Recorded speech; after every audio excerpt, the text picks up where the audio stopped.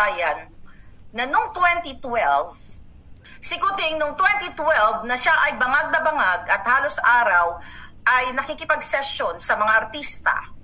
Okay? Na itong mga artistang to, nabanggit na nga ito, di ba? Pero hindi natin siya babanggitin kasi nananahimik naman. But, for the heck, para maipakita natin sa inyo, itong mga kasesyon ni Marcos Jr., kasi ito yung artistang ito, sinira nila ang buhay.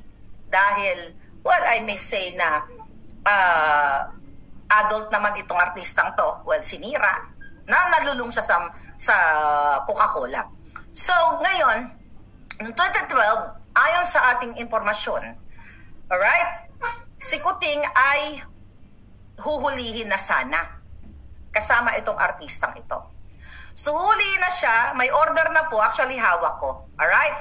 So, nung time na yon, dapat ay i-raid na siya kasi mayroon ng pre-operation report na si positive na si Marcos Jr. ay isang bangag na bangag sa pulburon. Panahon ito ni Noynoy.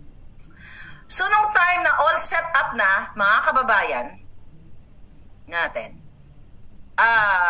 nung time na huhulihin na itong walang hiyang ito, dahil itong si Marcos Jr., dahil nga kompleto na yung pre-operational report, lahat ng background na kung siya ba talaga ay involved sa pulburon, meron ng operational plan, meron na silang ginawang mga assessment na just in case tumakbo si Kuting, di ba? Saan pupunta? You know, lahat ng mga bagay ay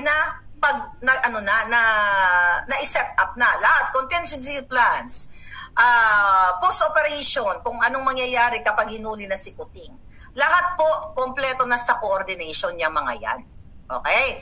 The problem is, during that time, okay, ito yung sinasabi ni Pangulong Duterte, yung sinabi ni Pangulong Duterte sa Maisog na nakita niya sa PIDEA report na si Marcos Jr. ay isang durugista, isang pulburonik. Totoo.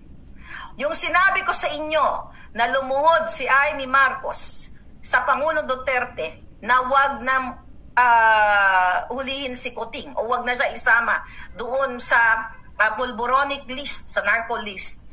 Totoo yun. Kasi napaka-reliable ng ating impormasyon na nakuha doon. At dito sa ipapakita natin ebidensya sa inyo ay magja-jive lahat.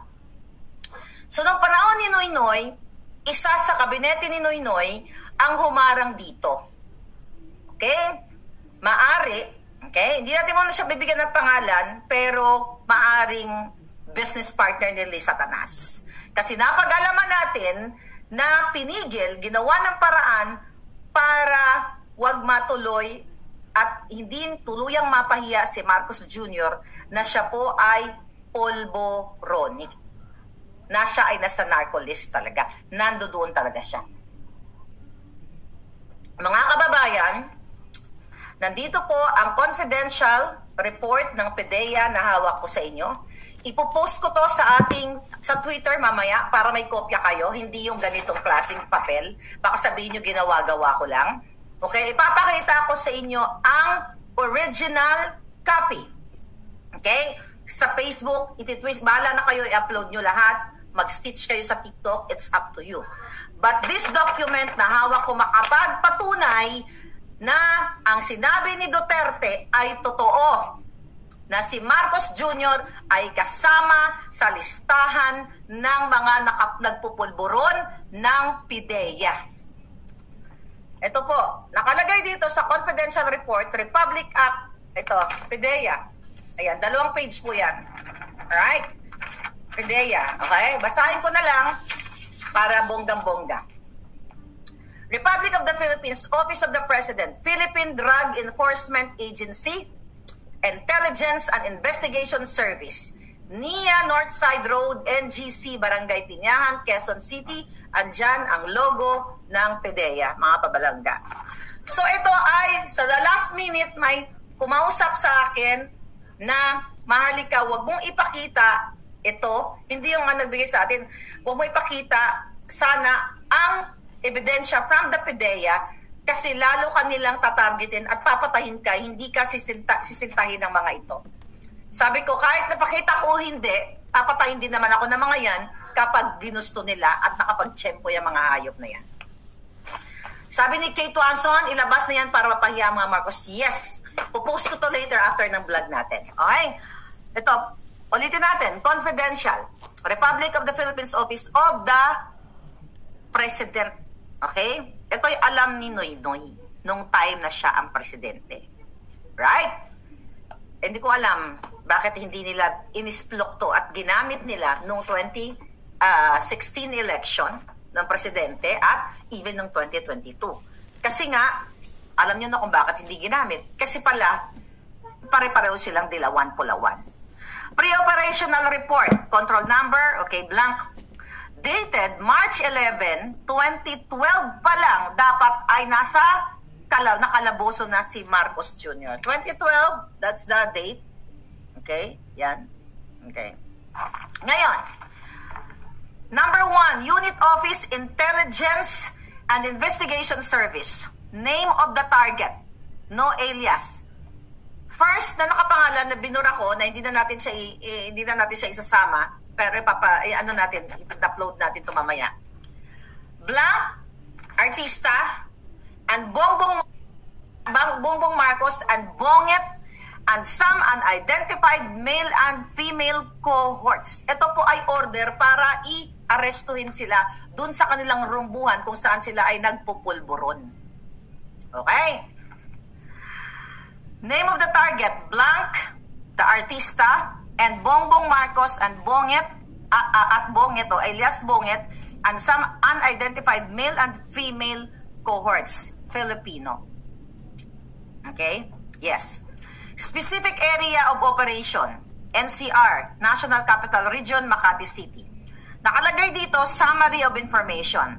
A confidential informant personally appeared before this office and reported that a group of showbiz and politically affluent personalities are frequently using illegal pulburon, okay, inside Unit 4C Rizal Tower Building, Rockwell, Makati City.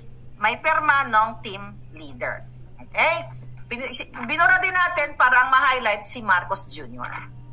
Then mga palangga, first time here in my channel na walang naglakas ng loob na ilabas ito na si Marcos Jr. ay talagang pulboronic noon hanggang ngayon. Right? So dito, sa second page, authority to operate. This is from the Office of the President from Noynoy Aquino.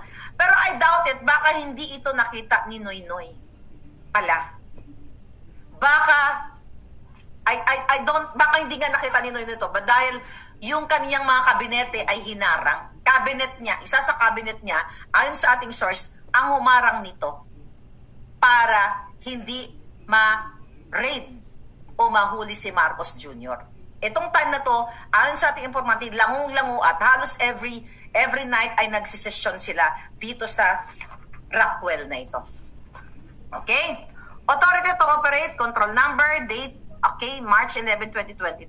Okay? Number 1, Unit Office, Intelligence and Investigation Service. Type of operation, ayan, surveillance, casing, test buy bust, okay, search warrant, other specify. Duration, 22 hours, okay, this is 10 ng gabi.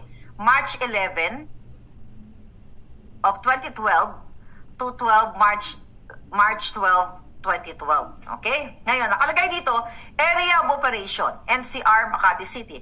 Team Leader, Contact Number. Okay? Ito, nakalagay dito yung agent. Alright? Nakalagay yung agent dito and 7 others. So, agent, so 8 sila ang magre-raid. So, ito yung mga information. Vehicle, model number, ayan. Para kasi nakakaalam nito, alam niya na totoo mga sinasabi ko dito. Hindi gawa-gawa. Ito ang mga sasakyan ng involved nila Kuting, ay yung mga kasabwat nila na nandoon na nagrurumbuhan sila sa Coca-Cola o sa pulburon. Number 1, Mazda, model Mazda 3, black, ZKC, plate number 8. Wag na natin sabihin. Okay? Wag na, baka wag na sabihin ng plate number. Okay? Toyota Vios Silver ZBA, may number. Toyota Avanza White ZRU. So nakakilala kay Kuting o sa artistang ito. So you can verify ito. Kayo ang magsasabi kung itong information na to ay legit or not. Okay? Isuzu Crosswind White ZIZ blank blank blank. Okay? Noted by Director 2S. Is it 2S or IIS? Okay? So ngayon mga kababayan, okay? Ito yung sinasabi ni Pangulong Duterte na nakita niyang papel. I think isa ito sa mga papel na mayor pa lang siya kasi 2012 ito. At finorward sa kanya noong siya ay presidente niya at kaya inilagay si Marcos Jr. na nag-ooperate o nagbabangag-bangag sa pulburon. So ito po ay confidential report from PIDEA but para sa kalaman ng bayan na si Marcos Jr. na ang sinasabi ko noong 2022, well, hindi naman ako nagsimula, si Pangulong Duterte na may isang presidente na nagsisinghot kasama yung kanyang mga amiga sa Davao City. Diba? Sinabi pa nga ni Pangulong Duterte during the campaign na sa loob ng eroplano sila nagsisesyon. So, totoo, mga kababayan, ang sinabi ni Duterte na si Marcos Jr. noon pa lang, even nung mayor pa lang si Pangulong Duterte, si Marcos Jr. ang presidente ninyo ngayon ay isang bangag, ay isang pulboronic based dito sa PIDEA report na pilit na pinadudukot ni Lisa Satanas, pinadudukot ng gobyernong ito para hindi nyo makita. Pero dahil, mga kababayan, ay gusto nilang targetin ako, hindi gusto, tinatarget na nila, gusto nila akong gurgurin, might as well ilabas na natin sa buong mundo etong report na ito. Actually, na-forward ko na din po ito sa authority dito bago natin binlag. Okay? Ipinorward ko na dahil nga, ginigipit nila ako, mga kababayan, gusto nila akong ipagurgor. Remember that? Na-forward na natin ito para mapagtibay natin kung gaano kabangag ang buwaka ng inang gobyernong ito.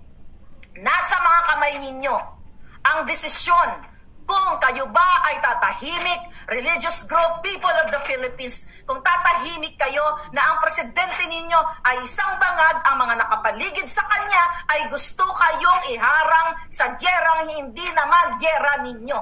Gusto ang mga pamilya ninyo, ang mga anak ninyo ay ibala dyan sa gyerang gusto nilang mangyari dahil gusto nilang pagtakpan ang mga kasinungalingan, ang mga pambababoy nila sa inyo, ang mga pagtaas ng bilihin, ang lahat ng smuggling, lahat ng extraction involvement ng gobyernong